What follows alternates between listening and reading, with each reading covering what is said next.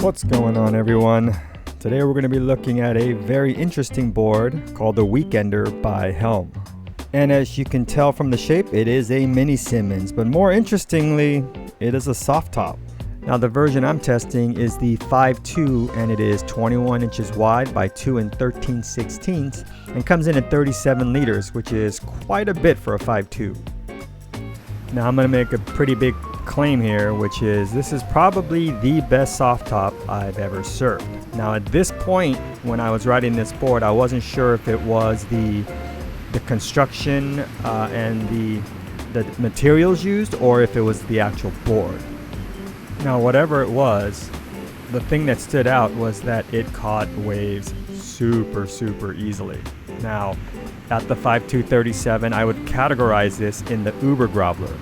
Now to give you some comparison, a 5.2 sweet potato is only 31 liters, so this thing has 6 more liters than the sweet potato. So obviously for catching waves, groveling, this thing is probably a Uber Groveler plus.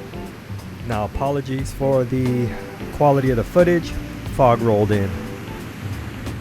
Now in regards to performance, I've never had any success with soft tops, foamies, or the one mini Simmons that I actually tried out. But for whatever reason, this particular one is really quick off the bottom and actually allows me to surf it more closer to a normal board. Now here I thought I was kind of caught behind, but it allowed me to catch up, and then ultimately I ended up surfing a little 3-inch wave. So now with every board, there is a degree of getting used to it, and the more I surfed this board, the better I felt like I was getting on it, and more performance I was pulling out of it. So really important is that we understand that the claim is relative. It is the best soft top, and I'm comparing that to other soft tops. It'd be very unfair to compare this board to a hard board for performance, but in terms of grovel, this thing is pretty damn good. Now right about this time is when I start clicking with this board, and I'm starting to forget it's actually a soft top. And now at this point, what's happening is I'm starting to feel more of the design of the board, the mini Simmons shape versus the actual construction and material.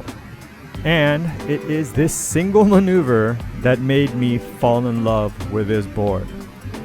However, it was a borrowed board from a friend, so I had to return it. Now here I try to do a 360, but I fail because I'm using controller fins, which are like split keels and they're too broad, too much hold. I don't remember which exact fins they were because they were my friends and he let me borrow them. But ultimately I figure out how to do a 360, you just have to be more teetered on the foam.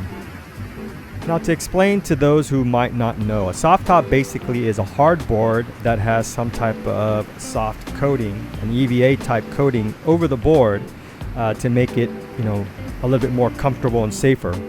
This particular one has a EPS epoxy board with a full stringer and then has the EVA coating on top. So for those of you that follow the channel and have seen my other soft top review, which was the Boardworks Froth. Now I did that one more because it was my daughter's board and I kind of wanted to showcase, how safe and friendly it was for a beginner. Performance wise, didn't have much performance at all. And the difference is that one has the epoxy board, but it's fully covered with an EVA coating, whereas this one is only the top. So now having that hard bottom is key in trying to pull more performance out of these types of boards. So bottom line, the way this thing is built, the quality, the seamlessness between the top coating and the epoxy board, this is a outstanding performance soft top. And here, even though I'm terrible at landing errors, this is pretty darn close.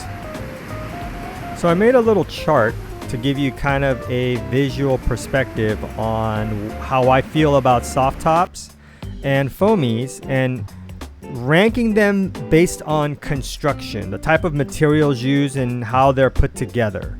And I feel that this board, the HELM board, is very similar to the Pyzel JJF, and I don't know if you guys are familiar with those. Everything on this chart I've owned or ridden. And if you notice, I put the two boards that are soft tops with the hard bottoms on top as best, and everything else kind of falls underneath that. But please don't misunderstand that I'm not saying that they surf better. Obviously, the surfing will depend on the surfer.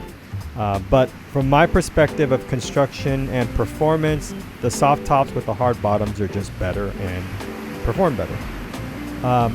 One thing I want to mention is the quality of the HELM. Now, if you notice the bottom edge, the EVA creates this sharp edge at the tail, but as you start going up, you'll notice that they sanded out the rails so that way it was more like a hardboard. In case you don't understand what you're looking at, basically they sanded out the EVA, the soft foamy part. Rather than just putting it together and saying, here you go, here's a soft top, they made a board and paid attention to the details to make it really act and perform like a regular board. And it comes close. So this last section here, I want to apologize for the video. My solo shot decided to zoom way too much, and unfortunately it ruined the footage, but there are some that you could kind of tell what I'm doing. At any rate, I highly recommend this soft top. And I, in fact, like this board so much, I'm going to reach out to them and see if they will work out a deal for me. Because I had a lot of fun on this board. Now, one thing I do want to mention about the one I rode, my friend told me that it was one of the very early runs of their batch. And the stippling on the traction on the top, the EVA coating, on the gray camo top that I rode wasn't deep, so therefore it was kind of slick, and so therefore it required wax. Now I know this question is going to come up, do you need to wax this board? I am on a second one now that my friend let me borrow, and it requires no wax. The traction is amazing. The very first one, the gray one, the mini Simmons, unfortunately, that one had the light stippling on it, so it required a little bit of wax, and I did slip off a few times. But I believe that the newer runs of it do have better traction, as well as I believe they're talking about putting a small kick in the back, so that way people like myself who like that kick to kind of figure out where you are and use as a gauge. So really, there's not much more I can say about this board. I don't know if in a couple of those clips you saw how big the smile on my face was. I do love this board, and fingers crossed that I can get my hands on one. All right, so if you haven't already, please like, subscribe. Let me know what you think. Also, next up will be the CI Mid, and hopefully after that, the Mid 6. Thanks for watching, and till the next one.